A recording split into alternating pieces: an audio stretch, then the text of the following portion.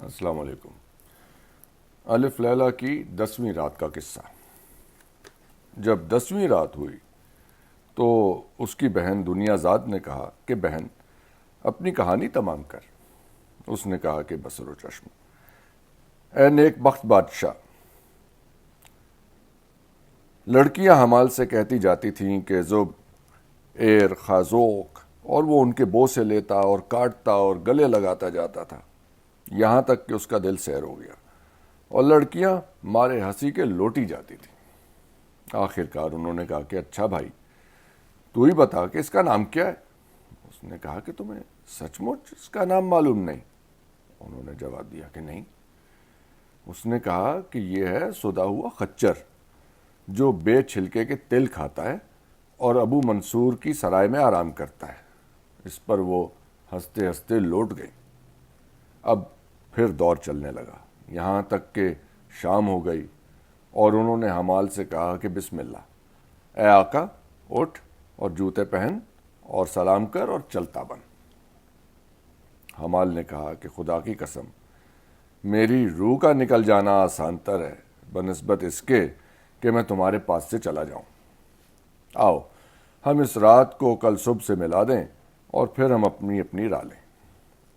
سامان لانے والی نے کہا کہ میری جان کی قسم، اسے آج رات یہیں ہمارے یہاں سونے دو تاکہ ہم کچھ دیر اور اس کا مذاق اڑا لیں۔ ایسے شخص کے دوبارہ ملنے تک کون جیتا ہے؟ وہ بڑا مسخرہ اور ظریف ہے۔ انہوں نے کہا تو ایک شرط کے ساتھ یہاں رہ سکتا ہے کہ تو ہماری ہر بات مانے اور اگر کوئی بھی بات دیکھے تو اس کا سبب نہ پوچھے۔ اس نے کہا کہ بہت خوب۔ انہوں نے کہا کہ اٹھ اور دروازے پر جو کتبہ لکھا ہوا ہے اسے پڑھ۔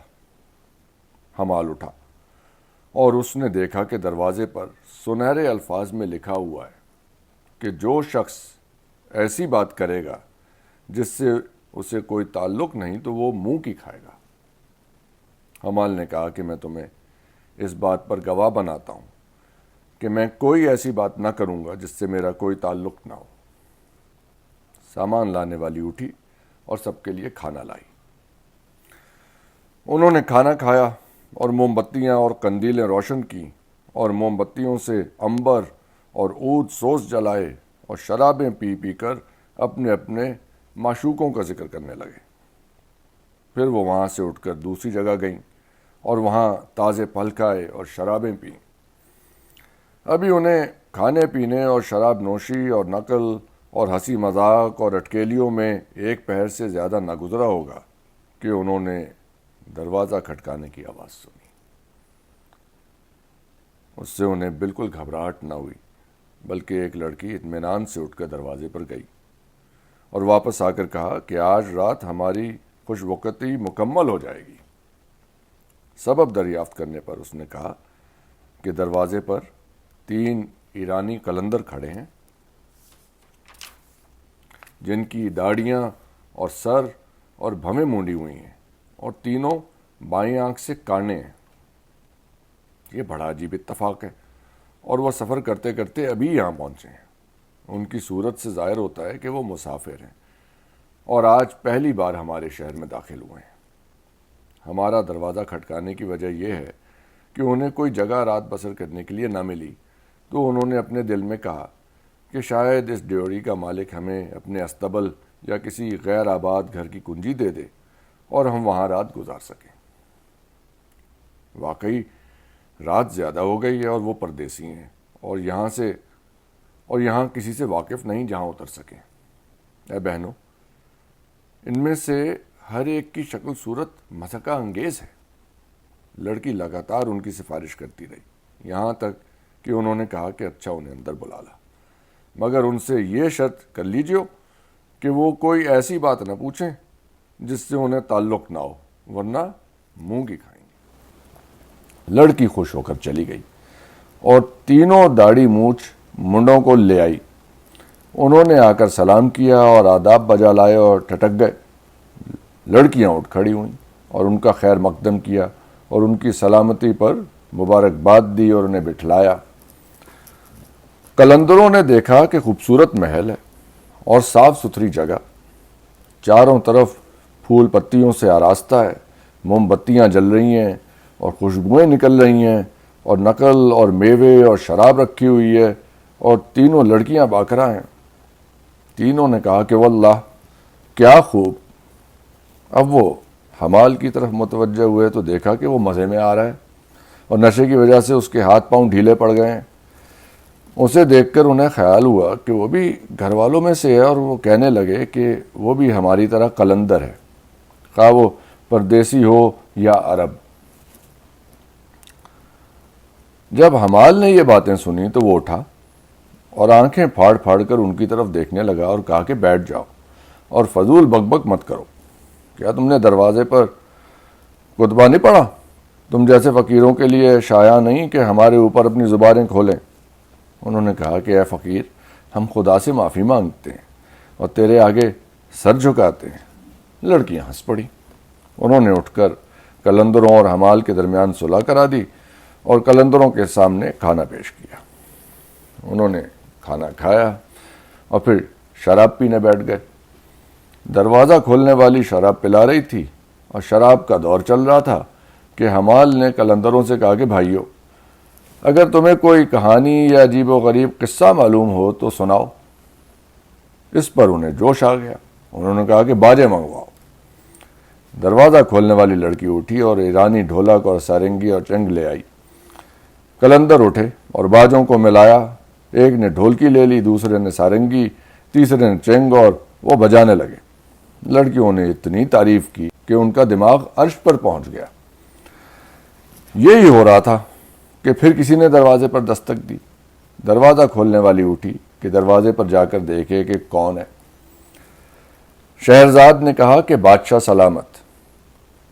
دروازہ کھٹکانے کی وجہ یہ تھی کہ خلیفہ ہارون الرشید اور اس کا وزیر جعفر اور جلاد مسرور اس رات تفریح کرنے اور شہر کا حال چال دیکھنے نکلے تھے۔ خلیفہ کا دستور تھا کہ وہ سوداگر کا بھیس بدل کر نکلتا تھا۔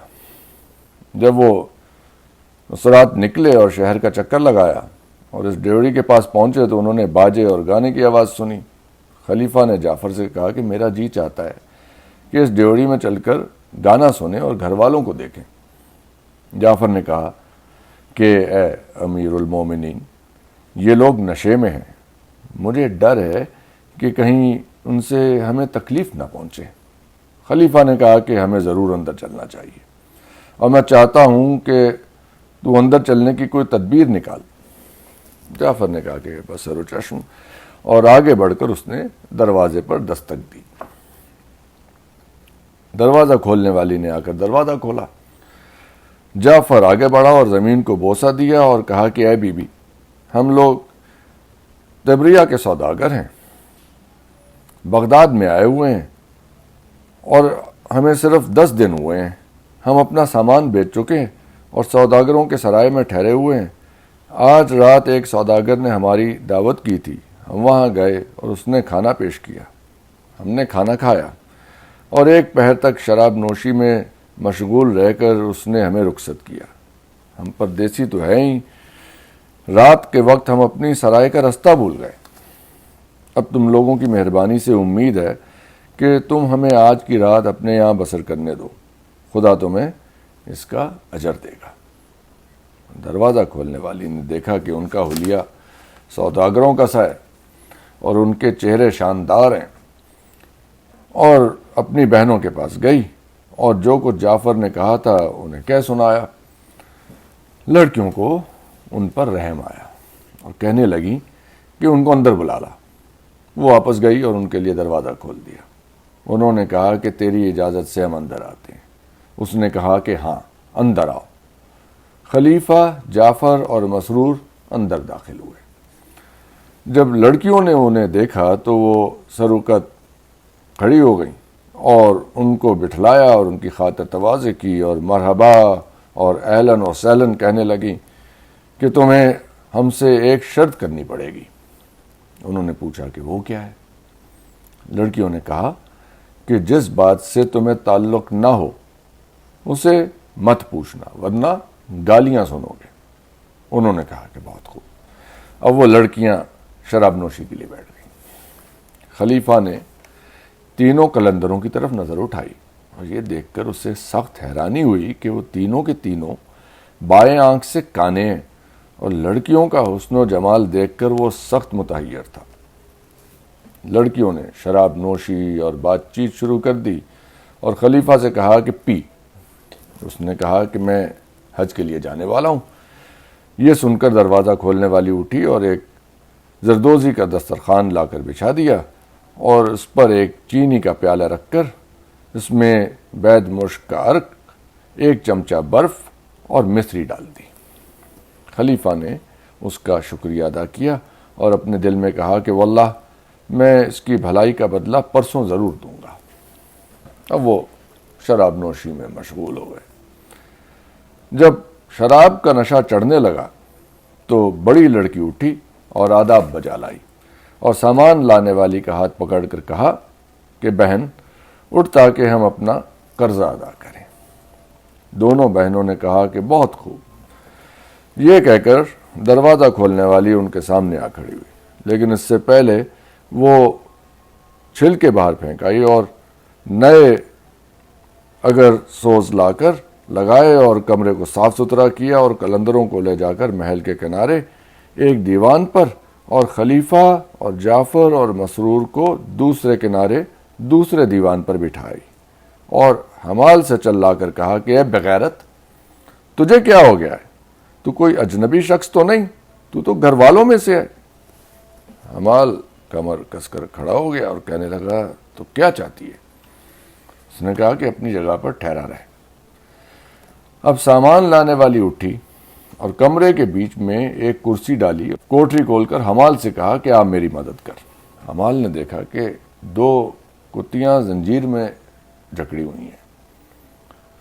لڑکی نے اس سے کہا کہ انہیں لے چل۔ حمال انہیں کمرے کے بیچ میں لے آیا۔ اب مکان کی مالکہ اٹھی اور آستینیں چڑھا کر ہاتھ میں ایک کوڑا لے لیا اور حمال سے کہا کہ ایک کتیا کو یہاں لا۔ وہ زنجیر کھینچ کر اسے لایا۔ کتیا روتی اور لڑکی کی طرف اپنا سر ہلاتی جاتی تھی۔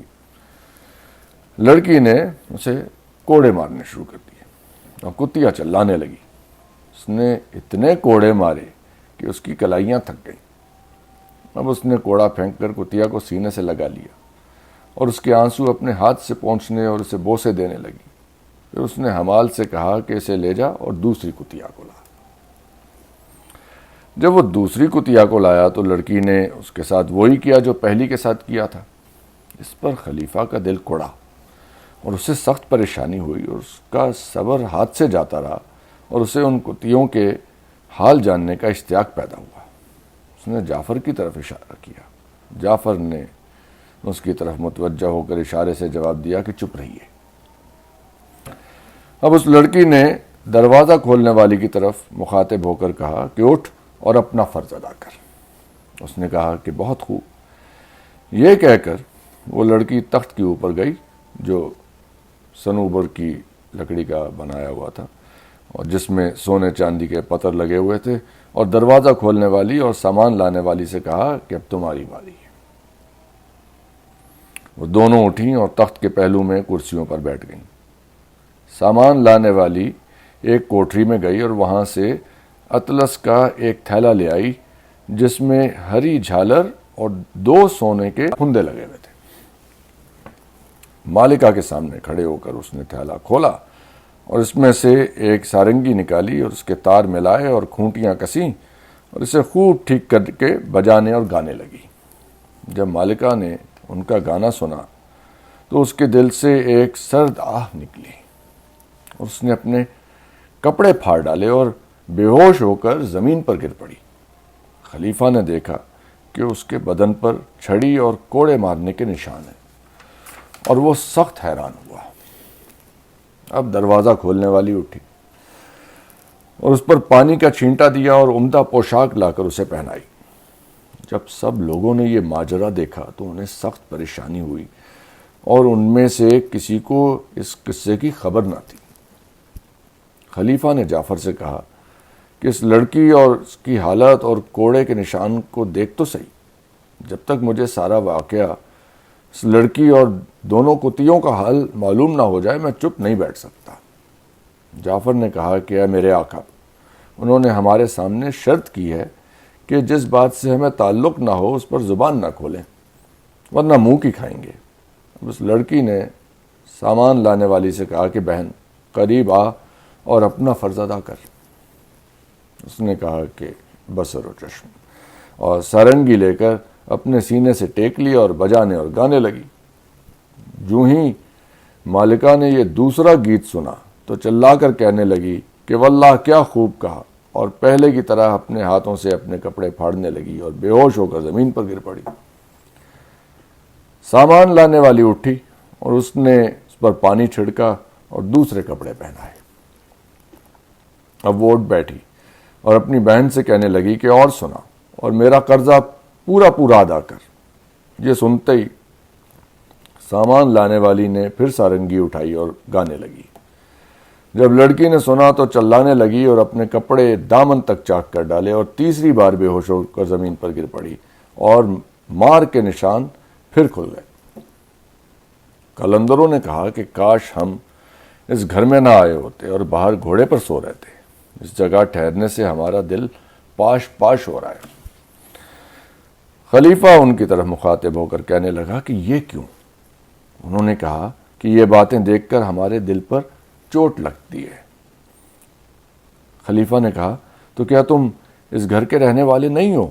انہوں نے کہا کہ نہیں، بلکہ آج سے پہلے ہم نے کبھی اس مکان کی شکل بھی نہیں دیکھی۔ خلیفہ کو تعجب ہوا اور اس نے کہا کہ شاید وہ شخص جو تمہارے پاس بیٹھا ہے ان کی بابت کچھ جانتا ہو۔ اس نے حمال کو اشارے سے بلا کر پوچھا۔ اس نے کہا کہ واللہ ہم سب ایک ہی محبت کے مارے ہوئے ہیں۔ میں بغداد ہی میں بڑا پلا ہوں، لیکن آج سے پہلے کبھی اس مکان میں نہیں آیا اور میرا اس جگہ ٹھہر جانے کا ماجرا عجیب و غریب ہے۔ انہوں نے کہا کہ واللہ ہم تو یہ سمجھتے تھے کہ تو بھی انہی میں ہے، مگر اب معلوم ہوا کہ تو بھی ہماری ہی طرح ہے۔ خلیفہ نے کہا کہ دیکھو ہم 7 مرد ہیں اور یہ محض 3 عورتیں اور ان کے ساتھ کوئی چوتھا شخص نہیں۔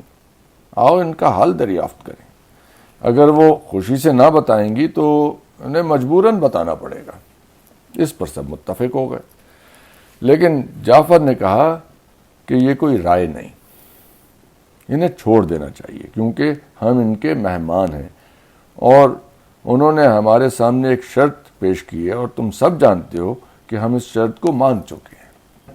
بہتر یہ ہے کہ ہم اس معاملے میں زبان نہ کھولیں۔ اب تھوڑی سی رات باقی رہ گئی ہے، اس کے بعد ہم اپنی اپنی راہ چلتے ہوں گے۔ پھر اس نے خلیفہ کی طرف اشارہ کر کے کہا کہ 1 پہر سے زیادہ رات باقی نہیں ہے، ہم ان کو کل آپ کے سامنے پیش کر دیں گے اور آپ ان سے سارا قصہ سن لیجیے گا۔ خلیفہ نے اپنا سر اٹھایا اور ناراض ہو کر ڈانٹنے لگا اور کہا کہ اب مجھ سے زیادہ صبر نہیں ہو سکتا۔ قلندروں کو بلا کر کہا کہ وہ ان سے پوچھیں۔ جعفر نے کہا کہ یہ ٹھیک رائے نہیں ہے۔ اب سب میں یہ بحث ہونے لگی کہ پہلے ان سے کون پوچھے گا، اور حمال پر آ کر فیصلہ ٹھہرا۔ حمال اٹھا اور اس نے مالکہ سے کہا کہ اے میری آقا، یہ لوگ چاہتے ہیں کہ تو ان سے کتیوں کا حال بیان کرے اور یہ کہ تو نے انہیں کیوں مارا اور پھر کیوں رونے اور ان کو بوسہ دینے لگی اور اپنی بہنوں اور اپنی چھڑیوں سے مارے جانے کا قصہ بیان کر۔ وہ یہی چاہتے ہیں اور بس۔ مالکہ نے مہمانوں سے پوچھا کہ کیا اس کا کہنا صحیح ہے؟ سب نے کہا کہ ہاں، مگر جعفر چپ رہا۔ لڑکی نے کہا کہ واللہ اے مہمانوں، تم نے مجھے سخت اذیت دی، کیونکہ جب تم آئے تھے تو ہم نے تم سے یہ شرط کر لی تھی کہ جو کوئی ایسی بات پوچھے گا جس سے اس کا کوئی تعلق نہیں تو وہ کھری سنے گا۔ کیا یہ کافی نہ تھا کہ ہم نے تمہیں اپنے گھر میں پناہ دی اور کھانا کھلایا؟ لیکن یہ تمہاری خطا نہیں، خطا اس کی ہے جو تمہیں ہمارے پاس لائی۔ یہ کہہ کر اس نے آستین چڑھائی اور 3 بار زمین پر ہاتھ مارا اور کہا کہ جلد آؤ۔ اب ایک کوٹری کا دروازہ کھلا اور اس میں سے 7 غلام شمشیر بدست نکل آئے۔ لڑکی نے کہا کہ ان فضول گویوں کا کاندھے سے کاندھا ملا کر باندھ دو۔ انہوں نے فوراً حکم کی تعمیل کر دی اور کہا کہ اے پردہ نشین، کیا تو حکم دیتی ہے کہ ہم ان کی گردنیں اڑا دیں؟ اس نے کہا کہ ذرا ٹھہر جاؤ، پہلے ذرا میں ان کے حالات دریافت کر لوں۔ حمال نے کہا کہ بی بی، خدا سے شرم کر، دوسروں کے گناہ پر مجھے مت مار، سوائے میرے سب نے غلطی کی ہے اور گناہ کے مرتکب ہوئے ہیں۔ خدا کی قسم، اگر یہ قلندر نہ آتے تو ہماری رات کیسی اچھی گزرتی۔ اگر یہ آباد شہر میں داخل ہوں تو وہ بھی ویران ہو جائے۔ جب حمال یہ کہہ چکا تو لڑکی ہنسنے لگی۔ اب شہرزاد کو صبح ہوتی نظر آئی اور اس نے وہ کہانی بند کر دی جس کی اسے اجازت ملی۔